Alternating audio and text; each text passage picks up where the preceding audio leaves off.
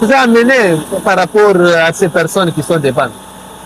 Nini ndio yawa eloko menunga na ya awa ngai nazalaki kobatela détenu oyo bakangaki na parquet mokolo bayaki na ye baye na la police ya PNC dossier na bango uti na ngambo ya milangi ya mort d'homme baye mpa na biso parquet balali premier jour deuxième jour aye kobela ntango aye kobela procureur na biso na commandant ya brigade na biso baponi agent moko po akende kobatela ye lokola azwi malade imprévenu abeli il faut koluka agent ya police judiciaire amema ye na hôpital ya 7 mais kuna tokendaki kokuta bato bamemaki ye na hôpital ya 7 liboso police PNC mais bango bazalaki na confiance ya police PNC te balobi lokola toye parquet tokopréféré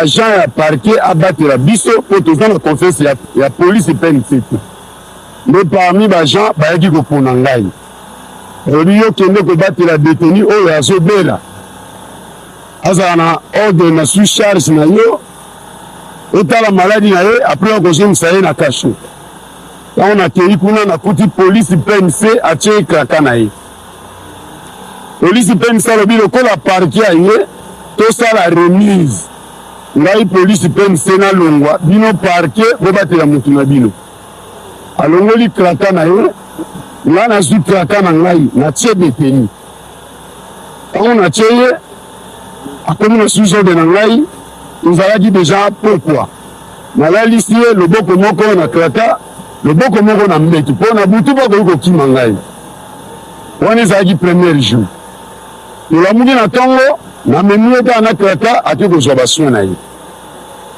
komi kaka le même jour malade ezokontinue il fait ça ba examen bapousse baargument ebele mais kobi wana kobatela ye nazobatela ye une semaine ezwi biso kaka wana nalalaka wana naye kokuta ye aza na bana basi mibale ye moko détenu na bandimi na ye mibale oyo bakota na bango premier jour awa na hôpital ya 7 bana basi mibale bazobatela ye na compte ya église na bango ngai na compte ya parquet nde nazobatela ye tosali première semaine na bango ndebisi prouver moto esengeli azonga babi te malade ezokontinue ekomi yo tokosala so examen ya motema komisu motema yo apeji zala kaka wana nakontinue kozala na ye me nazalaki na confiance na ye te pendant une semaine wana akolala so tokomi na butu nazwi kraka natie na loboko moko natie na mbeto epongi oyo kozwanga akoki mpe kokima nga nde na kokota bolo me ntango tosali une semaine mwa comportement bazomeka konégocie makambo na bango nga nazobatela kaka mpo aza maladi mais azokontinue kaka kograve bamaladi na ye tokolongwa na examen oyo o moye tozongisa ye eza te examen mosusu ye toye kobeta na ye 2 semaines kaka ngai nabatelaka ye mais na kati ya 2 semaines par rapport à banégociation na bango bazosala les deux familles ye aye na kati wana lokola maladi nga nazobatela ye abandi kosolola na ngai lokola mpe aza paster mwa motema ya mawa etake paster pendant la journée nakomi kotika ye sakraka nga moko naza wana tovandi wana tozosolola nzela kosolola na 2 semaines ayaka kopesa nga adresse na ye navandaka na avenue indépendance na direction ya ruti mokali pembe na ndako nafutelaka ekangami na église ya Jehova wana eza na cadre ya lisolo mpo ngai nde nazobatela ye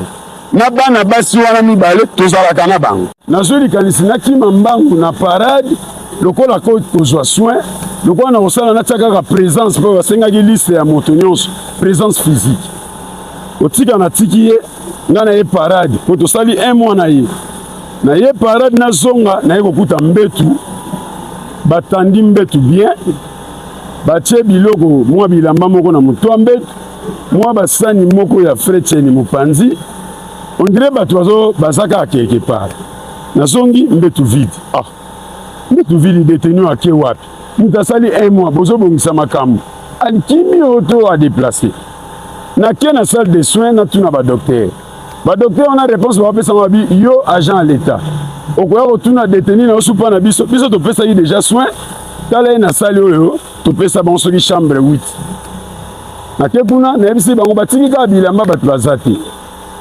navandi 30 minutes peut-être mwana mwasi bana mibale babatelaka ye na ye peut-être bakenda kotyele mai mpo bango nde batyelaka ye mai balambelaka ye na surtout ke na 45 minutes moto azwa te nazwi yango sikoyo serie nabengi commanda brigade nalobi détenu ondre bolukelanga baproblème un mois mobima na se na ye parade nazonga boye na comprendre te aza te commanda brigade alobi seke moto wana asali 8-6 lokola kimi sala effort est-ce adresse na ye ozwa na bandi korefléchir na bi ntango tozalaki na ye bien ntango tovandaki na ye apesaki nga adresse kaka na ntongo wana nakimi mbangu natiki baminganga na bandi donc vraiment moral ezalaki subie te nalandi adresse oyo apesaka nga ntango tobandaka kosolola na veni indépendance pembeni ya église ya Jova ntango nakomi na ntongo wana nakuti mpe madame na ye effectivement madame na bandaka koya na hôpital ya koya na mwana basololi après azongi na ye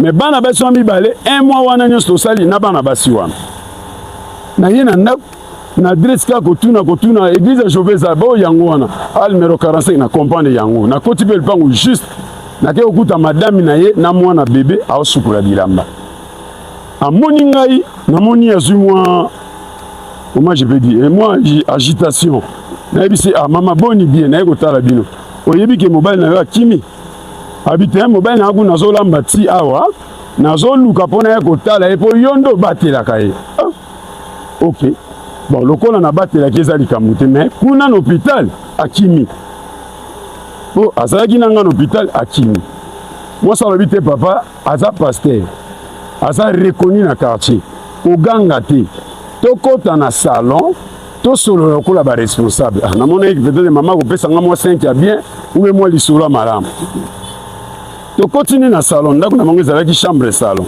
tokoti na salon alekisi nga lokola kiti ya divan yango oyo nga navandi boye avandi lokwa pembe na porte likanisi mpe ya mabe eza te nazozela apesa nga eta ide ya kolobaki non papa limbisa biso peut-être mobali akimaki mais aza place tel toboma moto seno makanisi na ngai na surtout ki mwasi abimi libanda sembla peut-être azozwa mwa eloko mpo eza mpa na bango na surtout kakangeli nga porte gbom azwi fongola monene atie na porte gba nabi nzambe na ngai nalandaki deteni nakufi sumbala mibale mais oyo ake kozwa bakulu na baboma nga mpo trese emonana te to mwasi oyo ake kozwa la polisi alobaki naza criminel wana seno makanisi mpo atiki ngai na kati ya ndako na batension na naza nango ya koluka mobali na ye nakosala ndenge nini na verifie telefone mpe ya crédit ezalaki na continue kobenga commanda brigade nde naza awa nayebi te soki nakokufa sikoyo mpe nini ezoyela ngai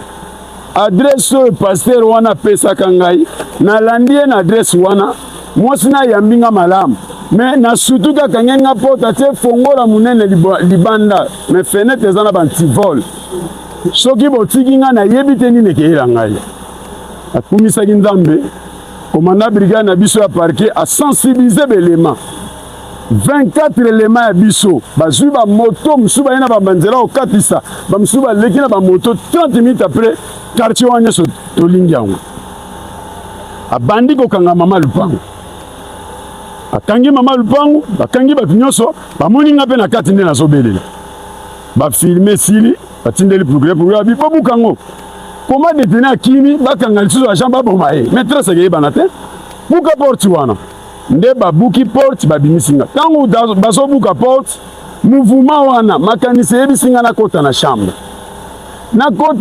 nake kokuta deux jeunes filles oyo babatelaka ye oyo tozali na bango un mois na hôpital mbetu yango oyo mbetu na bango batiaka na se mbetu yango oyo bango balali na nsima bango mibale bazwi mbeto monene batie lokola likolo na bango me babongisi dra lokola bato baza te na kati ya desordre wana tombola mpo jwe de basi balali na senga me bino bana basi oyo tozalaka na bino kuna 31 na bango kanga bango tokangi bana basi wana mibale tobimisi bango tokangi na kelke bato oyo ya lupangu wana bakangelaki ngai mama lupangu na bato mosusu bazalaki wana parke asui bango tobandi koya na bango mais il y a beaucoup passé dans la cour tomoni était mais tomoni ka deux jeunes filles to sala bango 1 mois to kangi bango to yena bango na parquet mais ngana parquet na komaki lisuté na continuer ko kende ko luka yé pasteur parce que na yeba ki so na komi parquet c'est le magistrat toujours à ko kanga ngai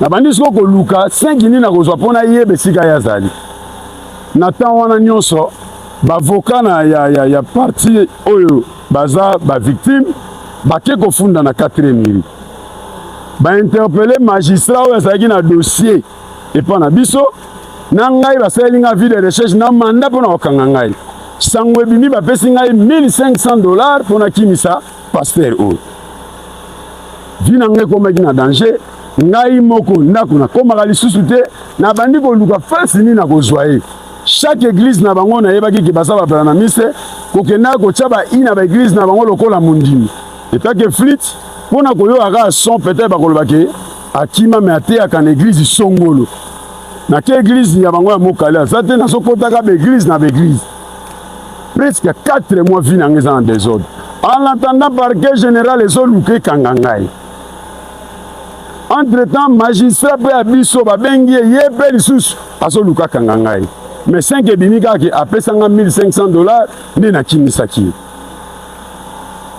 ntango wana nyonso ngai nakoma lokola kaina mpo nazoyeba te na kozwa ye wapi 5 na ye nazozwa te okotuna bandimi tu baza sude mais bango mpe bakoloba mpe ndenge nini nzambe alalaka te naye kokóma na mboka moko awa na terre jaune na terre jaune natiaki i wana mpona kokima mpe koto 4 mili ezoluka ngai nayoki 5 na ye o paster moko timote aza na terre jaune paster timote eza oyo akima ngai te oyo abebisi vi na ngai te mosala nakendaka te na kima meme bana nazala su na ndako te me nakosala ndenge nini naluki 5 oui effectivement eza ye me nakokanga ye ndenge nini biso parquet tokangaka avec le document sans document ekezala simba mais bapesi nga 5 akomi kotambola na bapolisier bien armé ok cette fois-ci nakobanga lisu te nazongi na parquet onga na wuta na direction générale na grande essence en Gilles nayebisi procureur e nayebisi bamagistrat na biso premier belem nalobi moto oyo balobaki bapesanga $1500 oyo vi na ngai nakomi kotelengana lokola kaina balobi amonani magistrat belem alobi te okanga ye boye te esalela ye plainte abone difforme parce que eza évasion yo moko ndima plainte na ye nasalelaki ye plainte abone difforme plainte na ngai yango oyo nazwaki plainte na ngai abone difforme nasaleli etaki agent de l'état po vi na ngai eza na danger ntango nasali plainte avis de recherche na ye ebimi ntango avis de recherche ebimi ayebisi ngai yo moko luka ekipe na yo bokende kokanga ye en attendant nazoluka ekipe ya kobongisa mpo tokekanga ye na surtout abo auditoire ekangi ye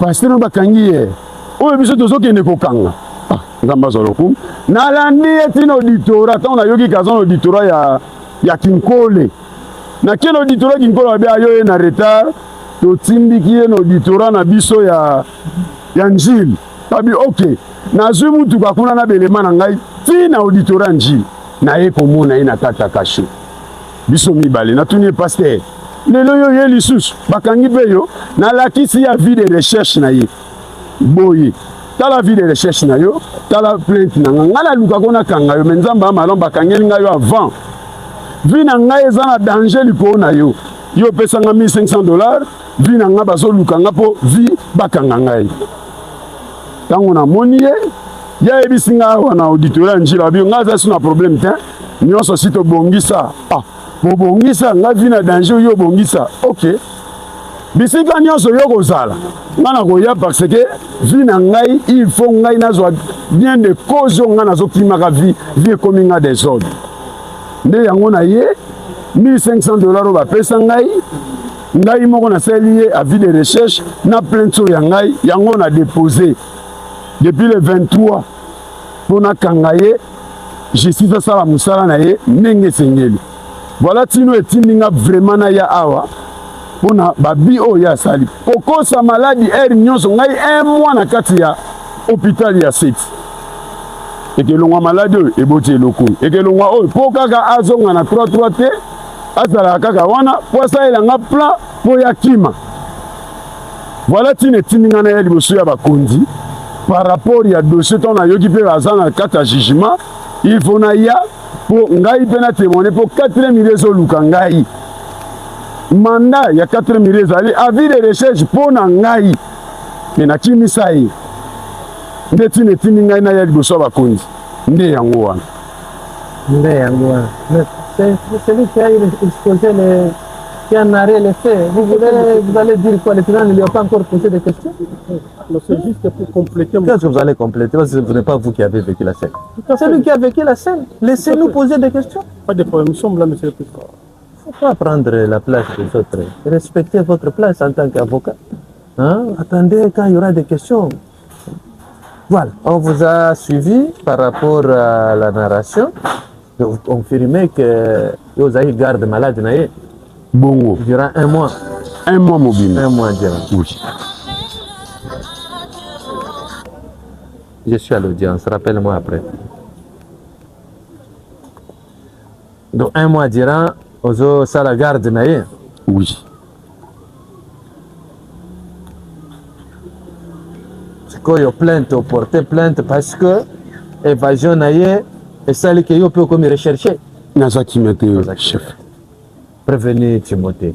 Hollandi, parti civil, Kuswinga. Is that Kuswinga? Oui, chef. Kuswinga kana Gédéon.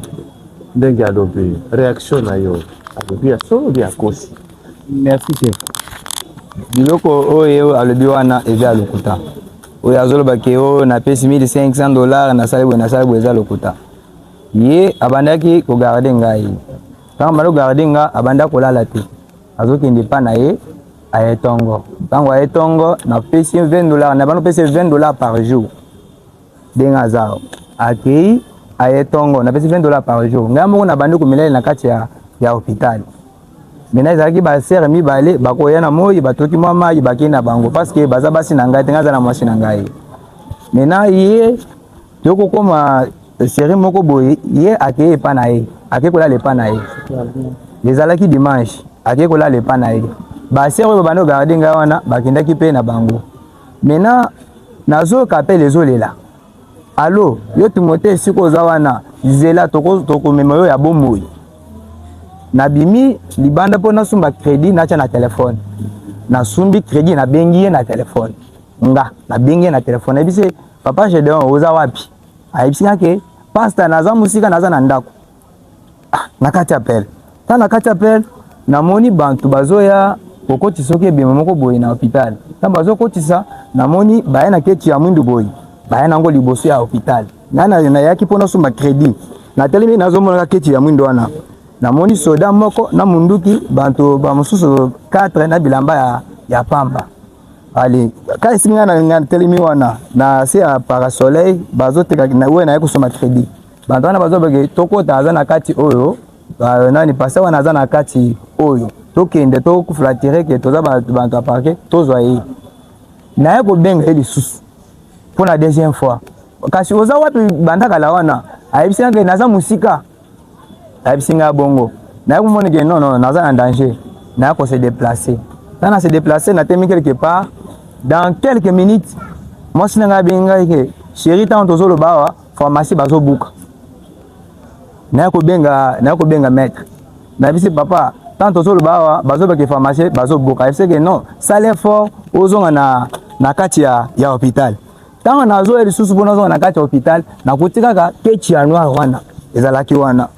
Na yako zonga tana yako kozonga abike no imani susu ya kozonga na kati ya hôpital ezati na yako ko avancer ti na beti makoloti quartier tana komina quartier na telim ya yako benga ngai na tefa benga passe oza wapi na yebisi bon ngai banda nazozelo nazomona yote oh nani pasta naza musika boyeboy na ye na yako yebisi ke comme ça lobi na ba 9h tokutana poto kende na parquet.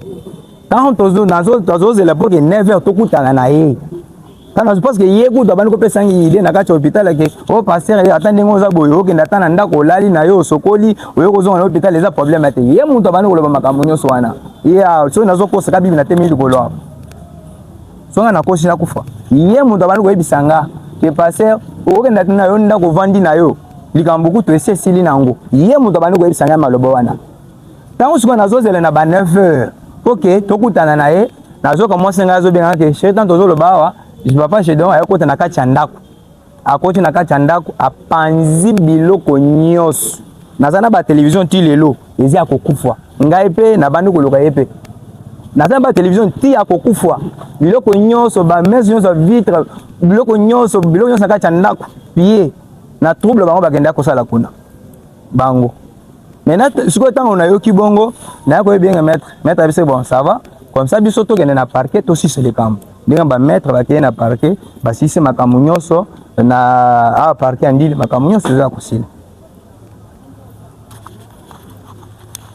mais malheureusement nazomona azongisinga na sujet na nani wana mais awa toza namoni bakangi ngai awa na likambo ya installation de militaire mais na ye azoyela ngai eke oyo akimi sikoyo koyoka yo ntango okimaki mwa hôpital okie kobatama wapi te ngai nayebisaki ye ke comme ça tokutana lobi na ba 9h natuni ntango obimi na hôpital okende kofanda wapi ntango ngai nabimi na hôpital navandaki na nani na awa na kaka na nani na Kimaseki nakuvandaka na Kimaseki nakei na ndako kaka navandi na ndako nakobima na ntongo mpo ke tokutana na ye toya na ye ye ntango ye azongi ndako aya kozala mena trouble mama na trouble apanzi ndako ndenge azao azokosela bantu aparke apanzi ndako place oyo obatamaki na Kimaseki bon ntango navandi na Kimaseki ezali mpo tokende na ye combien de jours osalaki esika wana avant baya kokanga yo na événement oyo mosusu te ntango bisika nazalaki wana navandaki premier jour c'est-à-dire premier jour oyo aya kobuka ndako deuxième jour nango mpo nazela maître tokende bake na église bake kopie église bapie église mobile c'est ça la question combien de jours jusqu'au jour où baye kokanga yo ntango bimi parce que yoki balobi esali mwa mikolo bamaître babandi kokende tozokende korépondre combien de jours bon nakoko aussi rappeler c'était une semaine 2 semaines 1 mois 2 mois koyokaki partie civile balobi l'événement date du mois de juillet bamaître bakoko aussi rappeler juillet 2025 hein juillet 2025 de juillet 2025 à aujourd'hui nous sommes au mois de mai 2026. On a l'idée des nombres de jours. Comment vous réagissez comme des vulgaires? Vous réagissez comme des vulgaires? Vous croyez au marché? On s'en excuse, c'est le collectif. Ngai nakimaki ye te ngai mpe nabandi koluka ye na batrouble ayo kosala na ndako mikolo oyo depuis kobimaki na hôpital ti na ngongo baye kokanga yo ça fait combien de mois qui se sont écoulés? Bon, en tant que nazalaki muntu na lolenge babandi koluka nga combien de mois? C'est ça. Moi, au moins la question par rapport au mois écoulé. De juillet à avril, c'est plus de 6 mois. C'est ça, non? Durant 6 mois, tu es en cachette. Non, nazali en cachette. C'est quoi qui parce que ce qui je ne te reprochais de rien. Tu aurais dû te rendre au parquet ici. Parce que là où il y avait le dossier. Non, c'est-à-dire nous autres les ana bobangi. Nazali na bobangi. Durant 6 mois, aux alaki. Nazali bobangi ya kobima bobangi. Plus de 6 mois, les prévenus s'étaient cachés par peur. Nazali bobangi ya kobima na ndenge ya bandi koleki ya bandi kolekisa yo. Chef. Que ye elio kibaki nomona ye akere kopanga nzambo na yo soki wana te wana te ke akiti na église soki bapanzi c'est ça oui chef ndambo na yo d'abord après église ye na bato na ye bakei na bapanzi ye d'abord ye moko na ndambo après église yo moto ozalaki en contact na bakoka na yo ndenge otoya tout de suite là eloko nini osalaki et oyoki apazaki ndako na yo ti lelo eza na télévision esala ya kosupe na bebisa yango bakei toute l'église bakei kobuka bapanzi tout ça toi tu es en contact avec les avocats réaction ezalaki nini qu'est-ce que tu as fait non Tango baena ndako bapanzi ndako babuki baporte bake pharmacie bapayer bake boutique bapayer bake église bapayer. Maintenant réaction na ngai na bandi ko loko poki nasilisa nanu makambo naza nango na parquet.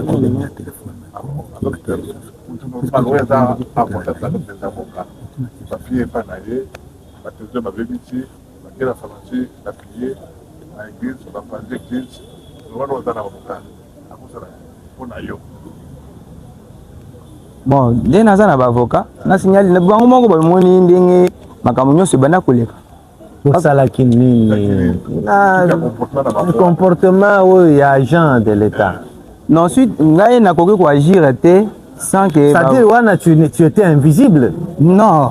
Est-ce que parce que si tu as été victime, non? Oui. D'une agression de la part d'un agent, appuyé Ndakonayo, appuyé pharmacie, appuyé même église. Ah. Est-ce que tu t'es déporté inde au parquet? Porter plainte, c'est ce que peut faire un homme normal. Tu l'as fait? Non, comme j'avais peur. Ah, tu as fait peur. Il n'y avait pas moyen que je puisse aller se présenter.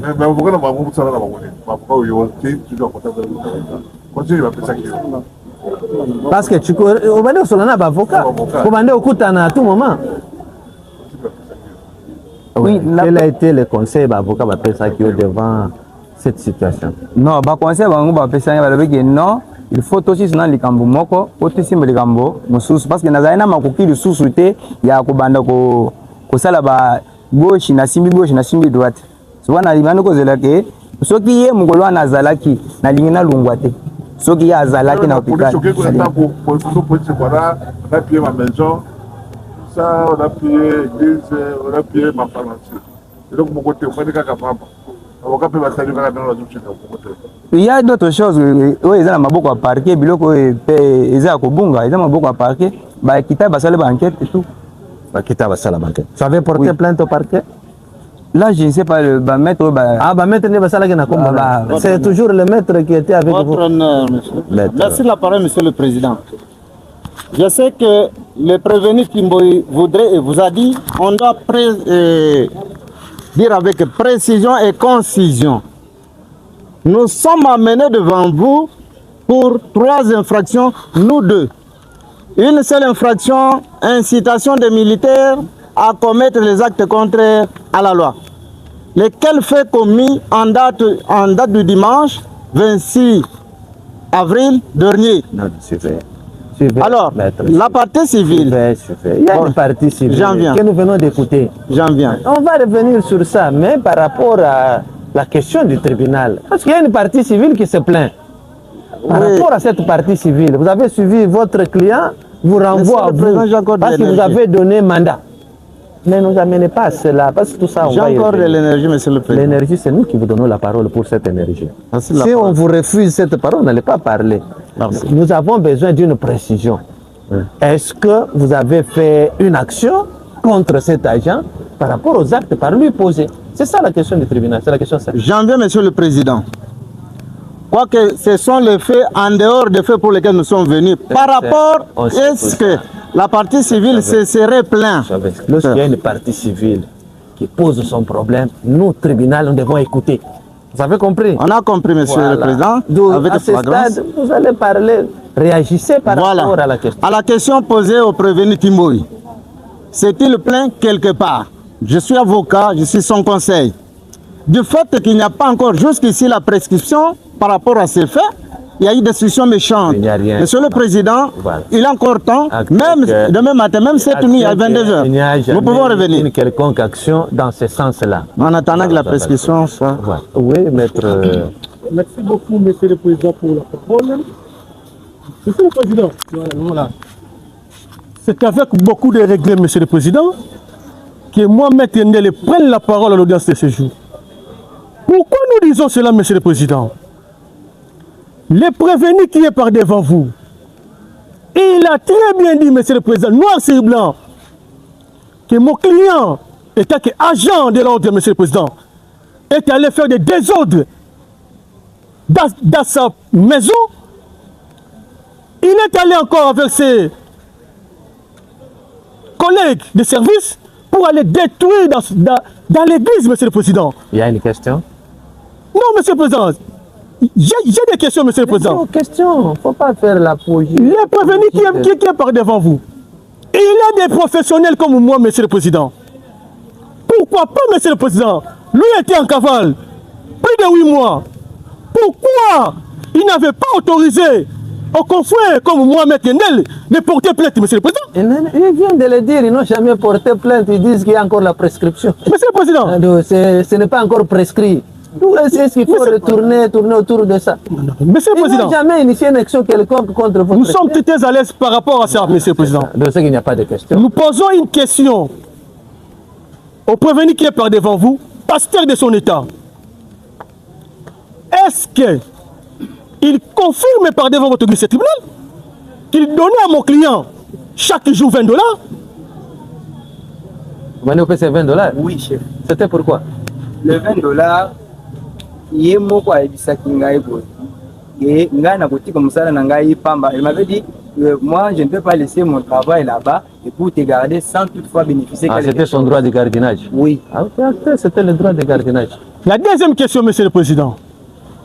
Les prévenus soutiennent par devant votre tribunal que si il avait pris fuite parce qu'il y avait les véhicules de marque Ketch avec des policiers à l'intérieur et d'autres en tenue civile. Parce qu'il vient de soutenir par devant votre tribunal qu'il était d'abord sorti. Et par après, il a appelé mon client en disant quoi? Oza Wap. Et par après, il est retourné encore, Monsieur le Président. Je ne sais pas. Quelqu'un qu'on est tenté de chercher, est-ce qu'il a quitté l'hôpital et rentré encore à l'hôpital? Qu'il répète ce qu'il a dit, Monsieur le Président. C'est ça la question, Monsieur le Président. Mais il l'a dit. Il n'a pas contesté ce qu'il a dit. C'est lui qui a dit devant le tribunal. Ok, nous sommes très à l'aise, Monsieur le Président. Il n'y a plus de questions. Il n'y a plus de questions. À ce stade, est-ce qu'il y a des questions à cette partie? Vous avez suivi la partie civile et la réaction du prévenu.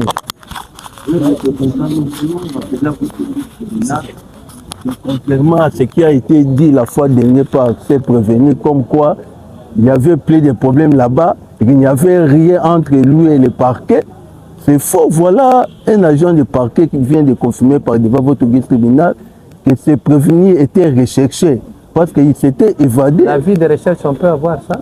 Ils s'étaient évadés au niveau de l'hôpital. Vous avez laissé ça au parquet? Oui, parce que les bâtisseurs avaient ça. Les bâtisseurs avaient ça. Ils s'étaient évadés, donc c'était un évadé. Donc quand il disait tantôt, non voilà, il n'y a pas un problème là-bas. D'ailleurs, la partie civile ici, le bourgmestre, je ne le connais pas, je ne l'ai jamais vu. C'était juste des mensonges. C'est quelqu'un qui ne veut pas collaborer avec la justice. Il a déjà pris son chemin. C'est pourquoi il a commencé par les mensonges. Il continue. Malheureusement, il est en train d'être confondu ici devant votre guide tribunal. Donc c'est quelqu'un qui n'aime pas la vérité. Voilà, rechercher. Et puis, la partie civile vient d'insérer une chose. Il a été informé que depuis, au niveau des quartiers Terre Jaune, il se promène seulement avec des policiers. Donc il a renforcé sa sécurité. Votre tribunal ne sera pas surpris qu'il soit arrêté ces jours-là ensemble avec les policiers. Donc voilà, c'est quelqu'un qui s'est déjà familiarisé avec la police pour échapper à sa poursuite. Parce qu'il venait de commettre l'irréparable. Il a tué quelqu'un, alors il s'est comporté à un charlatan, à un faux médecin. Il lui a fait administrer des produits au sein de son église. La personne a rendu l'âme. Il a fouillé à l'hôpital. Alors pour être en sécurité, qu'est-ce qu'il va faire?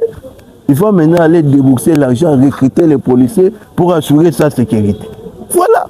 Cet élément qui était mis à sa recherche, confirme devant votre guide tribunal qu'il a été informé.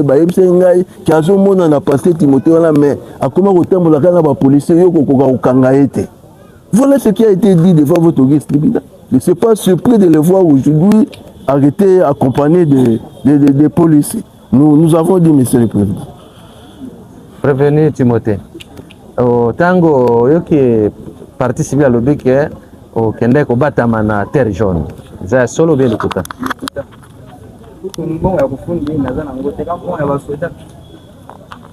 so nazali na mbongo nalela porter plainte ka mbongo ya basoda na bakotambola na basoda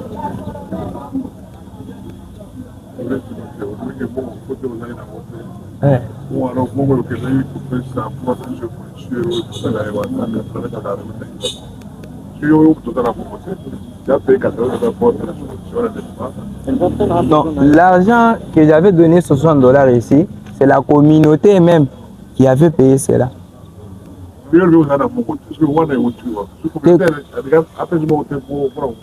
Non, communauté est engagée. Communauté est engagée. Oui, il y avait une main ici. Ah, vous avez à compléter? Allez-y.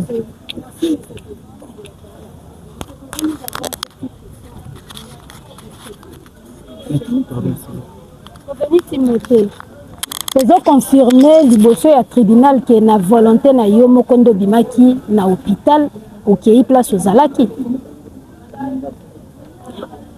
To reformuler question. Ozalaki na kati ya hôpital, ozo confirmer.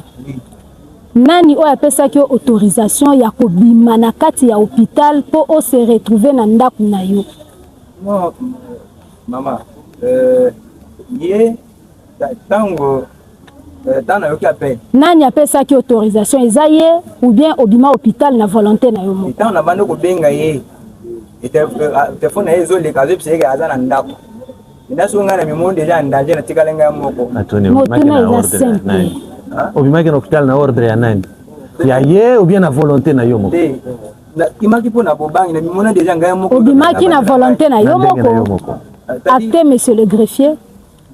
Le prévenu a confirmé par devant votre guise de tribunal, il a quitté l'hôpital de sa propre volonté, alors que c'est un détenu de son état.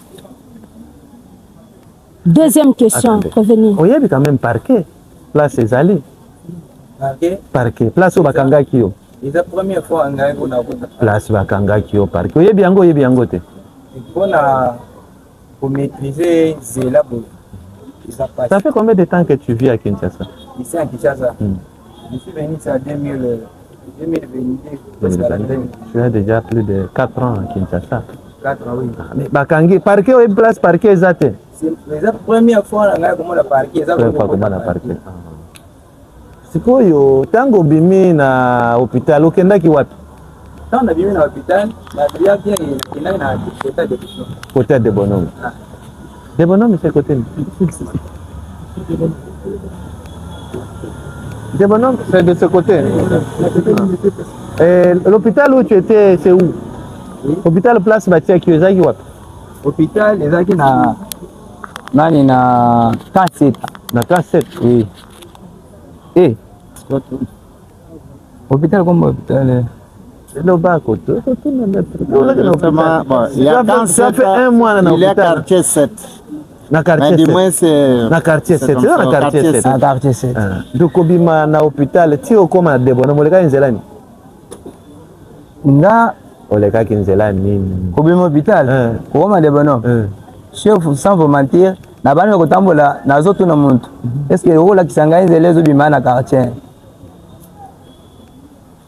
Ezalaki butu na bobangi on azalaki nango. Butu ndero bimaki na ezalaki butu azalaki te. Ezalaki na tongo na tongo te. Ozokende kosomba unité na hôpital tango la muki patu. Ezalaki erni. Yef peut-être boyoki nga bien te. Ezalaki butu ba erni. Na ba 20h45. Tu es à l'hôpital? Na ba 20h45. Tu es à l'hôpital? Azalaki na hôpital. Est-ce que tango événement wana menace wana par téléphone présence ya bat parce que le batu ba yeko kunda mutu. Batu ba yeke pour que kotika mutu na morgue à 20h. C'est ça non? Oui. Tango événement, est-ce que tu as informé les infirmiers de la garde de l'événement parce que tu es à l'hôpital? Il y avait une maman là-bas. Il y a des gens na garde. Abanda ko soigner bande. Mais nga na vanda ki libanda na séance été et bien na séance été na banda ko vendre. Na séance été na j'ai écouté muntu ya mwasi abengi yo zela. Kai siko za wana to mema yo ya bomo. Tana yo ki bongo na saki na migrate na sana crédité. Na bimi siko yo libanda ya hôpital. Na sumbi crédit na bengi. Ya bande ko bimaire nini ko kende ndako na yo. Chef, akozala ata muta mosusu ata journée mobimba ozomona ete. Est-ce que tu as fait rapport epai ya bakonzi ya hôpital que voilà moto batie comme mon garde malade agent de l'état abimaka na ye donc eza mwa arrangement yo na ye mwa $20 wana mpona kocouvrir yo chef wana eza mosala na ngai te ye moto bapesi eke akende kobatela ngai wana eza mosala na ngai te. vous avez suivi vous avez la parole. Nous voulons juste confronter le prévenu avec la partie ici. C'est eux qui me trouvent à côté. Revenir à lobby,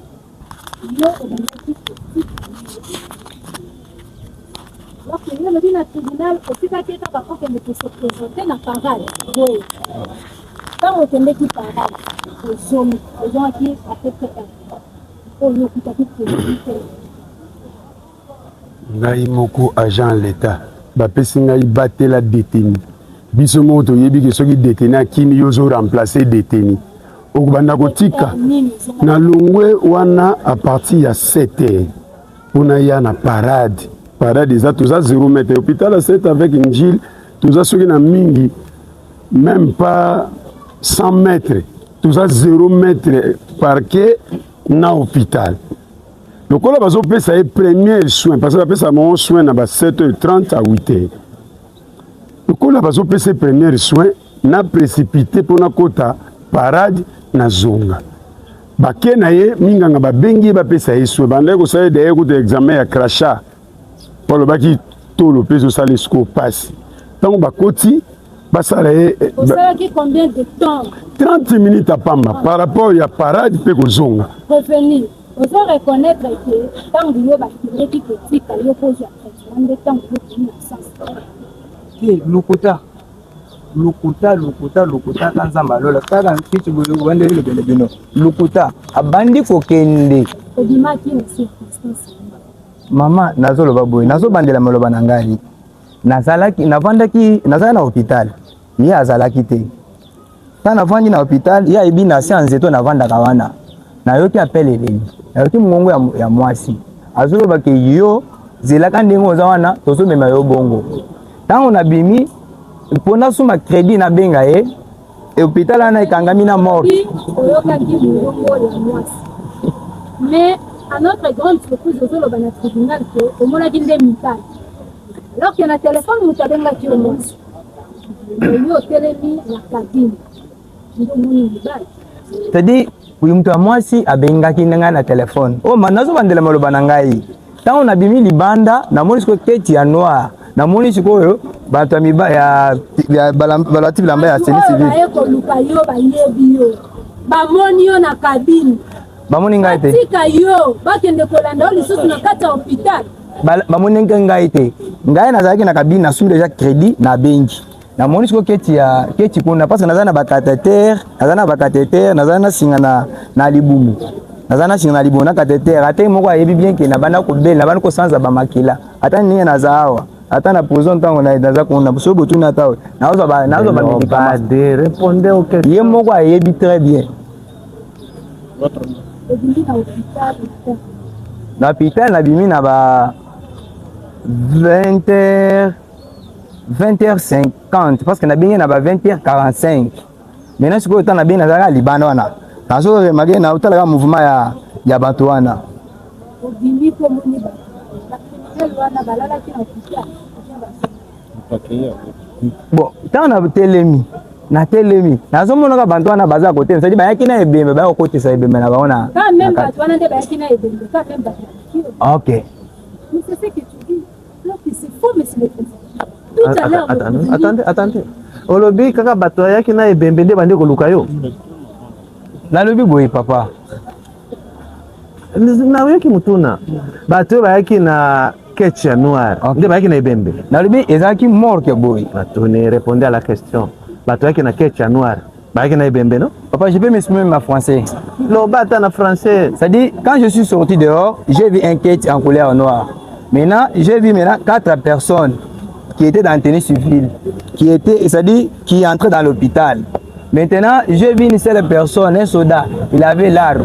Maintenant, j'ai vu c'est-à-dire le mort, l'hôpital et la mort, c'est tout près. J'ai vu, on entre avec un cadavre là-bas.